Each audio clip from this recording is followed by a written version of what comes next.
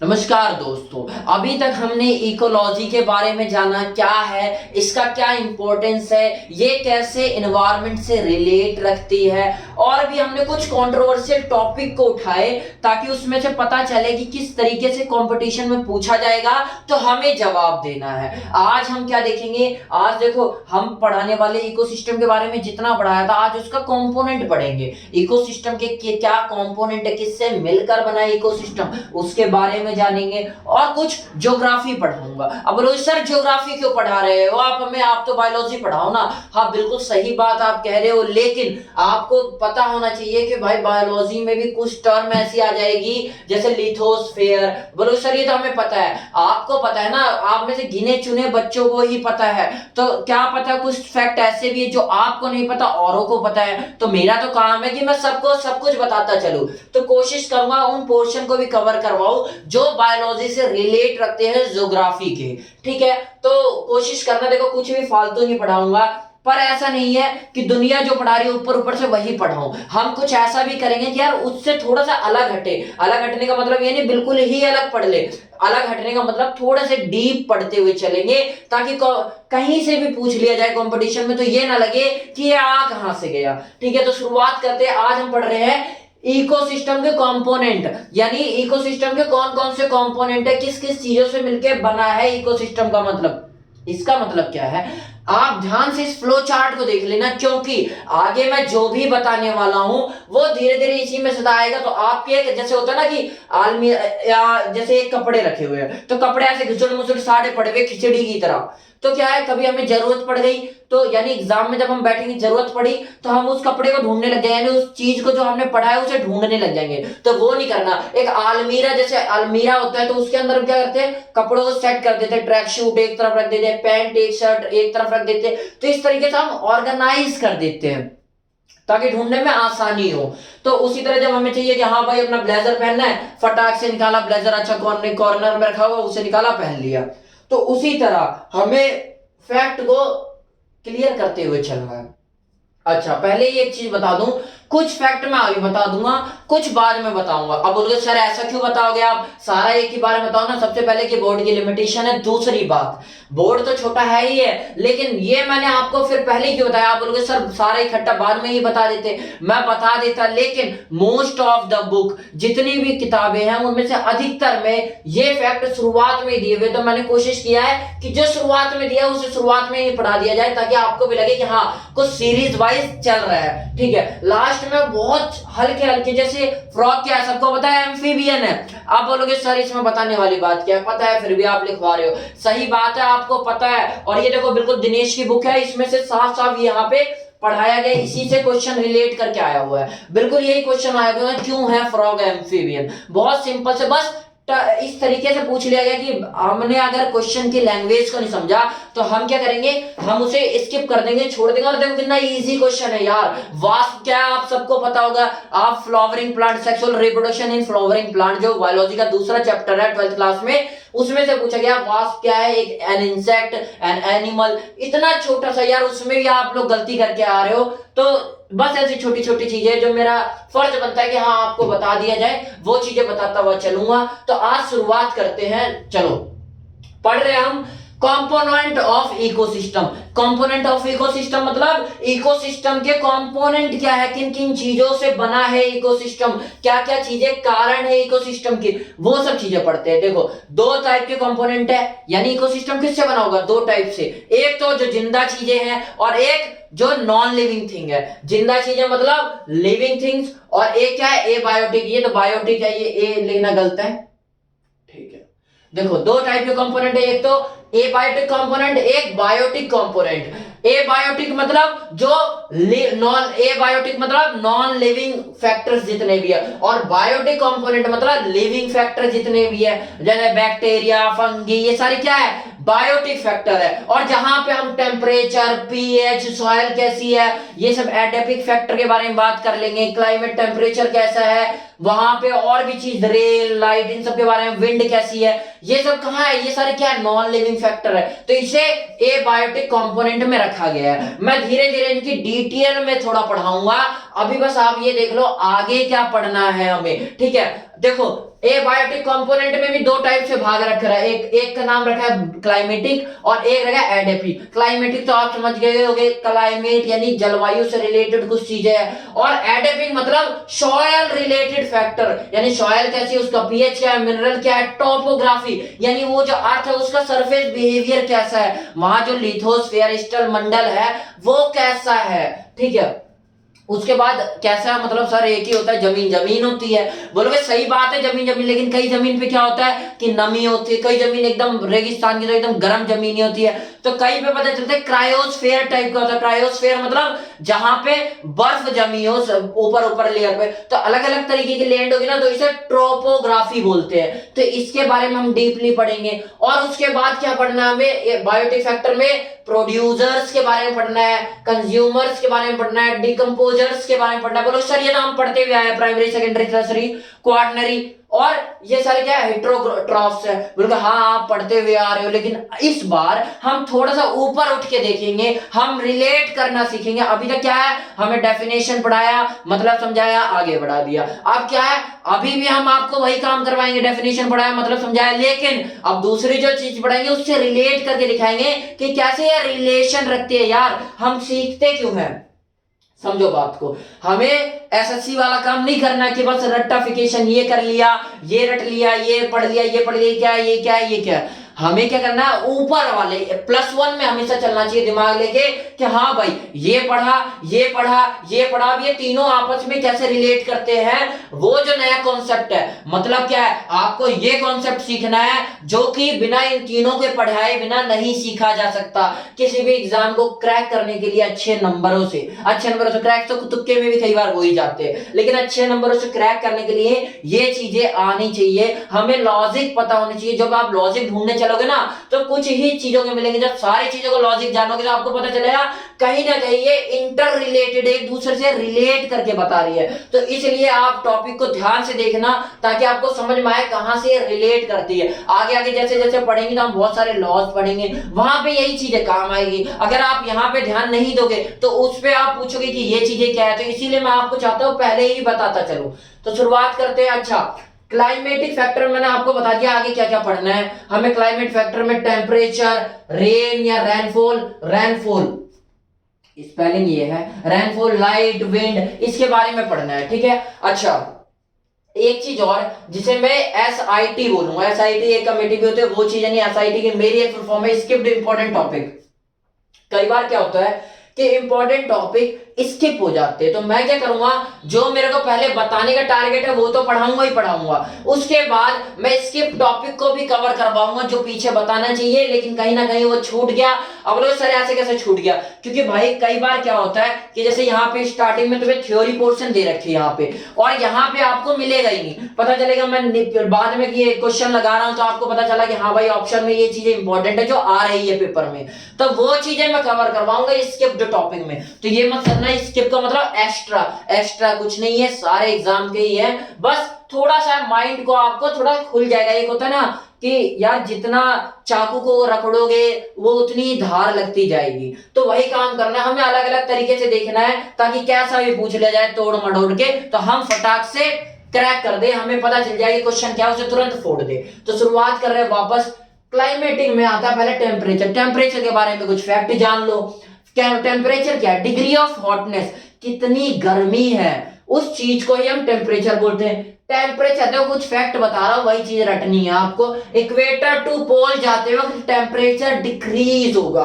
अब इक्वेटर क्या है, पोल क्या है, बोलोगे सर हमें पता है, लेकिन मैंने आपको फिर से बता रहा हूं, सबको नहीं पता तो सब जान लो क्या होता है। देखो ऊपर मैंने पृथ्वी के बना दिया, थोड़ा सा ध्यान से देखना आप लोग, आपको सारी चीजें समझ में आई। मान लो अर्थ है ये, ठीक है, अर्थ में याद रखना 2 पोल होते हैं, एक ये पोल और एक ये पोल। इस पोल को नॉर्थ पोल कहते हैं, इसे साउथ पोल, ध्रुव एक कोना, तो ये साउथ पोल कहलाता है और ये नॉर्थ पोल।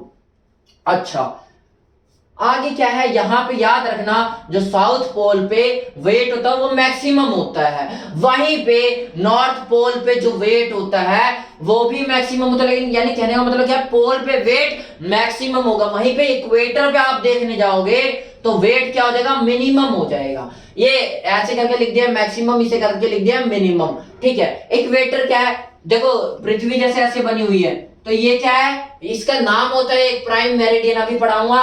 लेकिन इक्वेटर क्या है, तो ये जो लाइन है इसे इक्वेटर बोलते हैं, ठीक है। आई होप आपको समझ में आएगा इक्वेटर क्या है, पोल क्या है। अच्छा, आपको दिख रहा है पृथ्वी क्या अपने एक्सिस पे घूमती है, तो ये क्या है, एक्सिस कोई बना कोई डंडा सा थोड़ा ना खंबा लटका हुआ है, ये क्या है, इमेजनरी है। ये जो एक्सिस है वो क्या है, इमेजनरी है। ये चीज आपको पता होनी चाहिए कि बस मन में सोच लिया गया, भ्रम पाल रखा है बस। अच्छा, क्यों पाल रखा है, अरे भाई ताकि कन्वीनियंस हो चीजों को समझाने में। अच्छा, उसके बाद हमने क्या पढ़ा भाई, ये क्या है, जो मान लो पृथ्वी है, तो पृथ्वी में याद रखना बहुत सारे जोन होते हैं। सबसे पहले याद रखना गोला है, गोला है तो आधे गोले पूरे गोले बोलते हैं स्फेयर, क्या बोलते हैं, स्फेयर। और आधे को हम हर जगह बहुत जगह हेमी लिखते हैं, तो आधे का नाम क्या हो गया, हेमिस्फेयर। तो आधी पृथ्वी को हमें आधी अर्थ को बताना हो तो हम क्या बोलेंगे, ये हेमिस्फेयर है, क्या बोलेंगे, हेमिस्फेयर। तो आपको हेमिस्फेयर समझ में आ गया होगा। तो दो है हेमिस्फेयर, एक तो दिख रहा है नॉर्थ की साइड, ऊपर की साइड, एक नीचे की साइड, नीचे वाला साउथ साइड। तो जो ऊपर वाली साइड होगा उसे क्या बोलेंगे, नॉर्थर्न हेमिस्फेयर, और जो नीचे की साइड होगा उसे क्या बोलेंगे, साउथर्न हेमिस्फेयर। उसके बाद देखो आपको पता ही होगा कि वेस्ट के देश, आपको पता होगा जैसे वर्ल्ड मैप आपने पढ़ा होगा, तो यहाँ अमेरिका यूरोप पूरा दिखाते हैं, यहाँ रसिया दिखाते हैं, यहाँ इंडिया दिखाते हैं, यहाँ पे गल्फ कंट्रीज होते हैं, यहाँ आर्टिक अंटार्कटिक आपको पता होगा सब दिखाते हैं। तो हम क्या कहते हैं, वेस्टर्न कंट्रीज, यानी अमेरिका, अमेरिका को हम कहते हैं वेस्टर्न कंट्रीज, ऐसे याद रखने का तरीका है, ठीक है। तो वेस्ट कंट्रीज मतलब वेस्ट इस साइड है, अगर वेस्ट इस साइड होगा तो वेस्ट की साइड उल्टा साइड क्या, तो ईस्ट, पढ़ते हैं ना ईस्ट वेस्ट। तो हमें क्या याद रखना है, ये साइड वेस्ट होती है, ये साइड ईस्ट होती है। ये छोटे मोटे ज्योग्राफी के पॉइंट है जो आपको पता होना चाहिए, नहीं पता तो सीख लो, और पता है तो बहुत बढ़िया बात है। उसके बाद देखो बहुत सारी चीजें होती है, जो सबसे नीचे वाला जोन होता है पृथ्वी का, सबसे नीचे और ऊपर वाला, यानी साउथ का सबसे, साउथर्न का सबसे नीचे वाला पोल की जगह, और जो ऊपर वाली सबसे पोल की जगह है, इन दोनों को एक नया नाम दिया जाता है। क्या नाम दिया जाता है, फ्रीज्ड जोन। फ्रीज्ड जोन मतलब बर्फीला, लगभग लगभग जमा हुआ जोन होगा ये वाला, जो सबसे अर्थ के सबसे नॉर्थ पोल पे और साउथ पोल पे होता है। रेड कलर से मार्क कर रखा है, आप ध्यान से देखना, आपको समझ में आ जाएगा। उसके बाद और कुछ सीख लेते हैं पृथ्वी के बारे में। मैं पृथ्वी इसलिए बोलता हूँ हिंदी मीडियम से, तो थोड़ा अच्छा भी लगता है कि हाँ हमारी पृथ्वी माता। अच्छा, वापस अपने पॉइंट पे आते हैं। अर्थ है, अर्थ पे देखो दो चीज तीन चीज याद रखना। सबसे पहले क्या, ये देखो बहुत सारी रेखाएं बना दिया, अब इन रेखाओं को कहते क्या, ये चीजें देखते हैं। सबसे पहले याद रखना, ये जो सर्कल टाइप का दिख रहा है इसे हम आर्टिक सर्कल बोलेंगे, और इसके अपोजिट जो साउथ साइड है उसको ही क्या नाम दे देते हैं, अंटार्कटिक सर्कल, ठीक है। उसके बाद हम एक और चीज जानते हैं, अल्फा बीटा। देखो ये बिल्कुल इक्वेटर है, इक्वेटर के पास का जो रीजन है अल्फा, और ये बीटा, मैंने नाम रख दिया। अब अल्फा बीटा का मतलब बता दूंगा। अल्फा बीटा का मतलब लिख भी रखा है, क्या, आर द टॉरिड जोन के दे। ये जो इक्वेटर से लेके जो पास का सबसे जोन दिख रहा है, ये और नीचे वाला और ऊपर वाला, इन दोनों का ही नाम हम टॉरिड जोन बोलते हैं। टॉरिड जोन कितने हैं, अल्फा और बीटा, यहाँ पे टॉरिड जोन है। और जस्ट अल्फा से ऊपर और बीटा से नीचे का जो जोन है, जस्ट ऊपर अल्फा के नीचे ऊपर और जो बीटा से नीचे का जोन है, उसे एक नया नाम दे देते, क्या, टेम्परेट जोन। टेम्परेट जोन मतलब ये देखो करके अच्छे से दिखा रखा है मैंने, बिल्कुल ध्यान से देखोगे आपको समझ में आएगा। ये दोनों जोन क्या है, टेम्परेट जोन, जहां पे जो टेम्परेचर है वो नम हो, कम हो, ठीक है। उसके बाद देखो ट्रॉपिक ऑफ कैंसर, ये जो जितना एरिया है इसी क्या बोलेंगे हम, ट्रॉपिक ऑफ कैंसर। ये तो हमारा इक्वेटर है, आपको पता है इक्वेटर, याद रखना है। इक्वेटर के पास से जितनी भी लाइनें गुजरती है उसे लैटिट्यूड लाइन या हॉरिजॉन्टल लाइन बोलते हैं। जितनी भी ऐसे ऐसे जा रही है नीचे ऊपर, वो सारी क्या है, लैटिट्यूड लाइंस या हॉरिजॉन्टल लाइन। और वहीं पे एक खड़ी बीच का दिख रहा है, जो ये बीच का खड़ा दिख रहा है इसे prime meridian, also called Greenwich भी बोला जाता है इसे। और इसी को हम लॉन्गिट्यूडनल लाइन बोलते हैं। जितनी भी लाइन ऐसे जा रही है ना, खड़ी खड़ी जितनी भी जा रही है, वो सारी क्या है, लॉन्गिट्यूडनल लाइन, या फिर हम इसे वर्टिकल लाइन भी बोल देते हैं। वर्टिकल लाइन, वर्टेक्स पढ़ा होगा आपने ऊपर का, तो ये जितनी भी खड़ी हुई लाइन दिख जा रही है क्या बोलते हैं, वर्टिकल लाइंस बोल देते हैं। अच्छा, एक चीज याद रखना, और ट्रॉपिक ऑफ कैप्रियन और एक ट्रॉपिक ऑफ कैंसर, जो ये ऊपर वाला होगा उसे हम क्या बोलेंगे, ट्रॉपिक ऑफ कैंसर, और क्या ट्रॉपिक ऑफ कैप्रिकॉर्न, और जो ऊपर वाला नीचे वाला, जो ये ऊपर वाला दिख रहा है इसे ट्रॉपिक ऑफ कैंसर, ऊपर वाला क्या है ट्रॉपिक ऑफ कैंसर, और नीचे वाला क्या ट्रॉपिक ऑफ कैप्रियोन। ठीक है, इसे कलेक्टिवली क्या बोला था मैंने आपको बता दिया, टेम्परेट जोन कहते हैं, यही बता दिया, ये बता दिया। अच्छा, ऑलमोस्ट आपको मैंने सब बता दिया पृथ्वी के बारे में, अब आपको चीजें थोड़ी और अच्छे से समझ में आएंगी। अच्छा, आगे बढ़ते हैं हम। टेम्परेचर के बारे में बता दिया था, अब समझना आपको समझ में आया। मैंने क्या बताया, टेम्परेचर का पढ़ा रहा था टॉपिक, तो यहाँ पे इक्वेटर और पोल की बात आ गई थी, तो मैंने सोचा आपको थोड़ा अच्छे से बता ही दिया जाए कि होता क्या है। अब वापस अपने टॉपिक पे आते हैं, टेम्परेचर के बारे में। टेम्परेचर क्या है, डिग्री ऑफ हॉटनेस, कितनी गर्मी है उसकी डिग्री, और टेम्परेचर हमेशा डिक्रीज होगा जब इक्वेटर से पोल की ओर जाएंगे, पोल की ओर यहां से जब ऊपर जाएंगे तो टेम्परेचर डिक्रीज होगा, तभी तो टेम्परेट जोन आया है जहां पे कम होगी क्या टेम्परेचर। और इंक्रीज लैटिट्यूड टू प्लेन, जब हम लैटिट्यूड ऊपर से नीचे आएंगे, माउंटेन से नीचे उतरेंगे तो टेम्परेचर इंक्रीज होगा, समझ में आया, यानी प्लेन पे टेम्परेचर ज्यादा होता है माउंटेन के कंपैरिजन में। तो कैसे भी उल्टा सीधा बना के आपको क्वेश्चन पूछ ले तो आपको सीधा आंसर दे देना है। उसके बाद अब लोग सर ये क्या छोटा मोटा फंडा पढ़ाने लगे, मैं पढ़ाऊंगा तो आपको लगेगा यार बच्चे आने से फैक्ट बता रहे हैं तो हम किताबों में पढ़ लेंगे। सही बात है, लेकिन आप किताबों में पढ़ते कहाँ हो। तो मैंने कोशिश किया है जितने भी हमारे जो एमसीक्यूज में क्वेश्चन आ रहे हैं उन्हें कहीं ना कहीं उठा के आपको बता ही दिया जाए, ताकि आप थ्योरी के साथ भी पढ़ लो, रट लो, बार बार रट लो, क्योंकि ये रिपीटेड क्वेश्चन होते हैं, लगभग हर 5-7 साल में एक बार आ ही जाते हैं। तो देखो क्या है, usually mango tree do not grow in the temperate country, जहां पे माइल्ड टेम्परेचर हो वहां पे मैंगो ट्रीज ग्रो नहीं करते। और कौन कौन सी कंट्री है, तो वहां पे आपको मैक्सिमम पढ़ने को मिलेगा Germany, Germany, Germany, Germany, Germany. लेकिन मैंने 2 का नाम बता दिया कि कहीं ना कहीं कनाडा भी पूछ ली जाती है, तो कनाडा, जर्मनी, इस टाइप की जो कंट्रीज होती है इनके अंदर मैंगो ट्रीज उगते नहीं है। ठीक है, उसके बाद स्नो लेपर्ड कहां पाए जाएंगे, स्नो नाम से बता रहा है, बर्फीले लेपर्ड, तो ये बर्फ वाली जगह पे पाए जाएंगे, तो हिमालय में पाए जाएंगे। तो कई जगह हमें दिखा देते केरला फॉरेस्ट, और नन ऑफ दीज का ऑप्शन दे रखे, हिमालय का दे ही नहीं रखा, तो हमें नन ऑफ दीज भरना है। केरला में नहीं पाए जाते, कईयों को लगता है यार एक ऑप्शन तो लग रहा है मैच करा हुआ फॉरेस्ट में, हाँ तो केरला में कहां बर्फ जम रही है, ये तो हिमालय में जमती है, इसका नहीं दे रखा, तो नहीं तो हिमालय में पाए जाते हैं और केरला फॉरेस्ट में नहीं पाए जाते। उसके बाद ट्यूना फिशेस, ट्यूना फिशेस के बारे में बहुत बार पूछा गया है, पहले इंपॉर्टेंस जान लो क्या है। ट्यूना फिशेस हमें विटामिन B12 देती है, जो असेंशियल होता है टू मेक डीएनए, डीएनए बनाने के लिए एक असेंशियल विटामिन होता है। ये क्या करता है, फॉर्म आरबीसीज को बनाता है। अगर आरबीसीज बना रहा है तो देखो किस चीज की कमी नहीं पड़ेगी, खून की कमी नहीं पड़ेगी। आरबीसी क्या करते हैं, खून की कमी को रोकता है, तो यानी खून की कमी को क्या बोलते हैं, अनीमिया। अगर आरबीसी बनाएगा ये वाला विटामिन तो अनेमिया की जो कंडीशन है वो डिक्रीज होगी, प्रिवेंट करेगा अनेमिया होने से, यानी हमें अनेमिया होने से बचा लेगा। तो ये काम भी कौन करता है, ये। और ट्यूना फिशेस की एक होती है फास्ट स्पीड, जिसके बारे में हम इसको इतना इंपॉर्टेंस देते हैं, देख रहे हो आप कितनी जरूरी फिश है ये। तो इसके बारे में कई बार क्वेश्चन पूछा जाता है ट्यूना फिशेस, तो याद रखना ये ज्यादा टेम्परेचर में सरवाइव नहीं कर पाते, क्योंकि ज्यादा टेम्परेचर में रहेगी तो इनके एंजाइम क्या है, एक पर्टिकुलर टेम्परेचर पे ही काम करते हैं, तो उस एंजाइमेटिक प्रॉब्लम आएगी, तो अल्टीमेटली इनको फंक्शन करने में दिक्कत आएगी।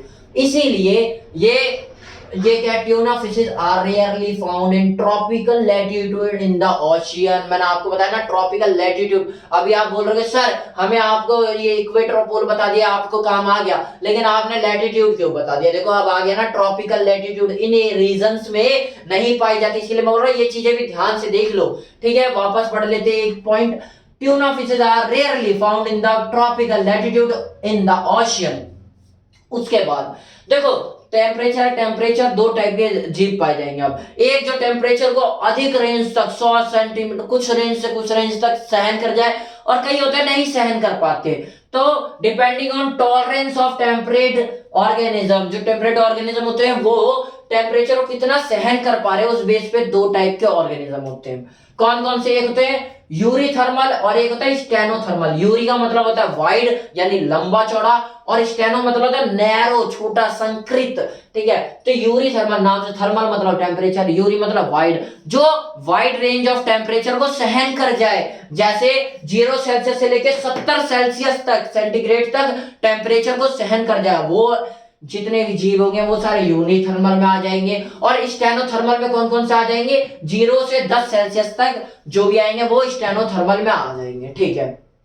उसके बाद रेन या रेनफॉल, वर्षा बरसात जो भी है, इसके बारे में पढ़ना है वो आगे मैं पढ़ा दूंगा। तो सर आपने इतना क्यों पढ़ाया, मैंने अभी आपको बताया ना, बहुत सारी किताबों में इतने पॉइंट स्टार्टिंग में ही दे दिए जाते, तो मैंने स्टार्टिंग में ये पॉइंट कवर करवा दिए। उसके बाद लाइट विंड के बारे में पढ़ना है, और एडिपिक फैक्टर में सॉइल, पीएच, मिनरल, टोपोग्राफी के बारे में पढ़ना है। उसके बाद हम बायोटिक फैक्टर कवर करेंगे, जिसके अंदर प्रोड्यूस, कंज्यूमर और डिकम्पोजर्स के बारे में बताएंगे। प्रोड्यूसर कौन कौन से होते हैं, जो अपने आप से प्रोड्यूस करे, ऑटोट्रॉफ होते हैं, ज्यादातर जनरली ग्रीन प्लांट्स होते हैं। कंज्यूमर भी 1 secondary, primary, secondary, tertiary, fourth, यानी ये सारे क्या है, हेटेरोट्रॉफ होते हैं मैक्सिमम इनमें से। और डिकम्पोजर क्या होता है, बैक्टीरिया, फंगी, ये सारे क्या है, हेटेरोट्रॉफ, यानी सैप्रोफिटिंग में आते ज्यादातर ये। अच्छा, अब पढ़ते हैं हम, ये आगे हमें पढ़ना है डीपली और भी। अब जो स्किप्ड टॉपिक एसआईटी को कवर करते हैं। एसआईटी में मैंने क्या बताया था, फादर ऑफ इकोसिस्टम इकोलॉजी क्या है, वॉन हेम्बोल्ट है। लेकिन पहले अगर पूछा जाए कि बट अर्लियर रेफर्ड वाज, पहले किसे बताया जाता था फादर ऑफ इकोलॉजी या इकोसिस्टम, तो वो टेंसले थे। बाद में इनको बताया गया कि हाँ भाई यही है फादर ऑफ इकोसिस्टम इकोलॉजी, ठीक है। ओएसिस का मतलब क्या है, ओएसिस का मतलब है pond like water body, pond की तरह एक वाटर बॉडी हो, surround bye a डेजर्टियस sol. डेजर्टियस sol मतलब मरुस्थलीय, जो भी जैसे मान लो रेत है, मरुस्थल है, इसके बीच में जो भी पाई जाएगी पॉन्ड, उसे क्या नाम दे देंगे, ओएसिस। ओएसिस, देखो ये डेजर्ट है, डेजर्ट के बीच में एक पॉन्ड पाया जाएगा तो उसको पॉन्ड ना नाम क्या क्या हम क्या बोलेंगे, ओएसिस नाम दे देंगे, ठीक है। आई होप आपको समझ में आएगा। ओएसिस कुछ नहीं है, डेजर्ट के बीच में अगर पानी इकट्ठा है तो उसका नया नाम दे देते हैं हम ओएसिस, ठीक है। Pond like structure surrounded by a desertious soil, desert की सॉइल से जब घिरा हुआ पॉन्ड लाइक स्ट्रक्चर दिखेगा उसे नाम दे देंगे ओएसिस। उसके बाद एस्चुरी क्या है, एस्चुरी स्पेलिंग देख लो क्या है, एस्चुरी क्या है, देखो एक ओशियन है, ठीक है, ओशियन में से नदियां आके मिलेगी, तो ये जो माउथ सा दिख रहा है ना, इसी माउथ को, इस एरिया को ही हम क्या बोलते थे, estuary. Mouth of river, river का मुंह, मुंह क्या होता है, जहां से कुछ चीज निकले, तो यहां से पानी निकल के इसमें एंटर हो रहा है, तो इसीलिए बोला mouth of river which opens into sea या ओशियन। ओशियन या सी में जो ओपन होता है उस माउथ को ही हम क्या बोलते थे, एस्चुरी। ये क्या है, form a narrow wide body, ये देखो नैरो वाइड बॉडी दिखा देता है, ठीक है। अच्छा, इस माउथ को कई बार हम टाइडल माउथ बोलते हैं, टाइडल माउथ क्यों बोलते हैं, टाइडल का मतलब होता है ज्वार भाटा, टाइडल ईव, तो इसलिए टाइडल ईव में देखो हम क्या करते हैं, टाइड का ये TID उठा लेते हैं और ईव का ई उठा लेते हैं, ऐसे बजा देते हैं टाइड, ठीक है। ज्वार भाटा, तो टाइड ऐसे बन जाता है, टाइड क्या है, ज्वार भाटा को ही कहते हैं हिंदी में, इंग्लिश में कहते हैं टाइड। तो देखो लहरें क्या है, तुम्हें पता है कि पहले आती है फिर जाती है, दिखा रखा है ना मैंने, टाइड क्या है, लाइक ऊपर जाएंगी फिर आएंगी जाएंगी आएंगी जाएंगी, ऐसे तो था, समुद्र से आगे आ रही होती है फिर जा रही होती है, आ रही होती है फिर जा रही होती है।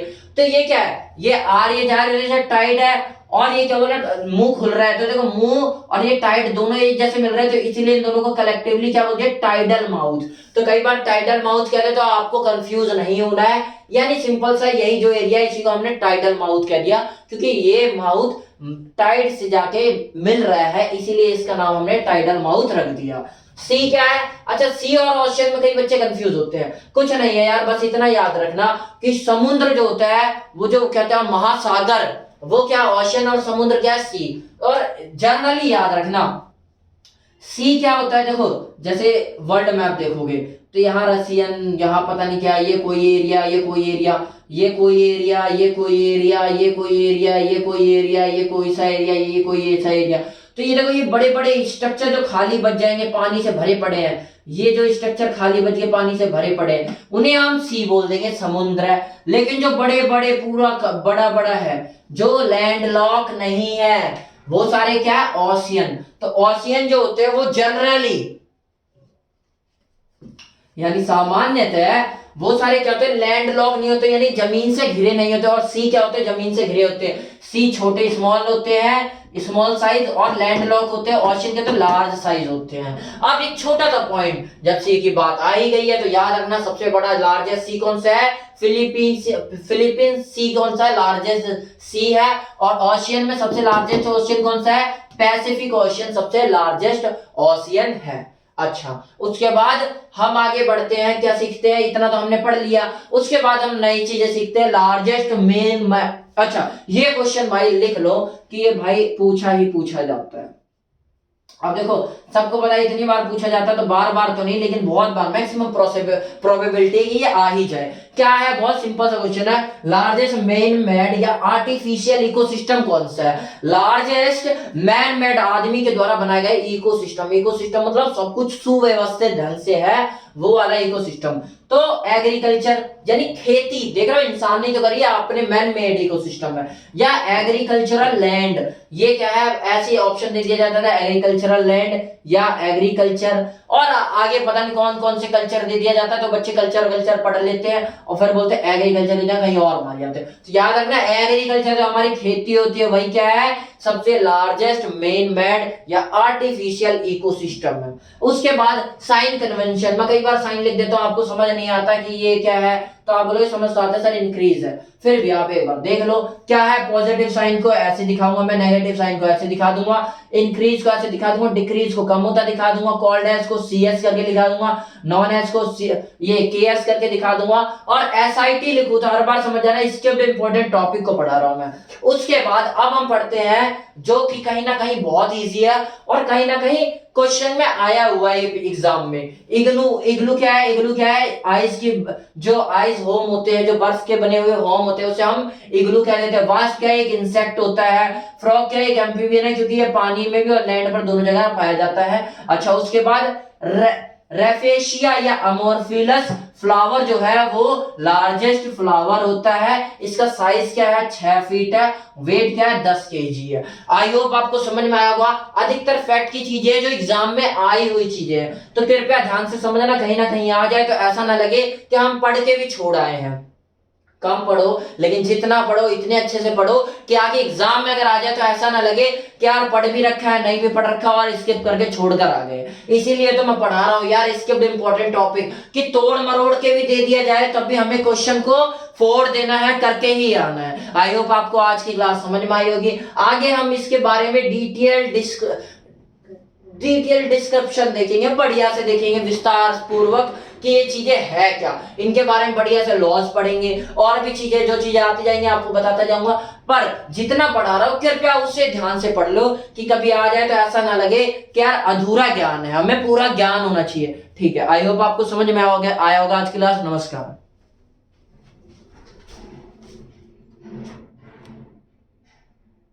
एक चीज और बता दूं, बस ये छोटी सी बात है कि कई बार आपको लगता है सर आप बहुत जल्दी बोल रहे हो, तो देखो एक आप ना हमेशा ये मत एक्सपेक्ट करो कि टीचर बिल्कुल ही नीचे आ जाएगा। आप थोड़ा ऊपर उठ के सीखने की कोशिश करो, हम भी थोड़ा नीचे आएंगे। और कोशिश करो यार कि दिमाग बढ़ेगा कब, जब तुम उसे चलाओगे। चला ही नहीं रहे, एकदम सुस्त बैठे हुए हो, एकदम एक्टिव माइंड से देखो, आपको बहुत कुछ समझ में आएगी। मैं जल्दी जल्दी इसीलिए बोलता हूँ क्योंकि ये इतने इंपॉर्टेंट टॉपिक नहीं है। जहां पे मेरे को लगेगा हाँ बहुत ज्यादा इंपॉर्टेंट टॉपिक है, वहां मैं स्पीड कम भी करूंगा। इंपॉर्टेंट का मतलब मैं ये नहीं कह रहा एग्जाम के पॉइंट ऑफ व्यू से इंपॉर्टेंट का मतलब जैसे मैं एक भी पढ़ा दूंगा, लेकिन उसे मैं स्पीड में ही पढ़ाऊंगा। मेरे को पता है कि भाई वो इतना इंपॉर्टेंट नहीं है। ठीक है, आई होप आपको समझ में आ रही होगी मैं क्या कहना चाह रहा हूं। नमस्कार।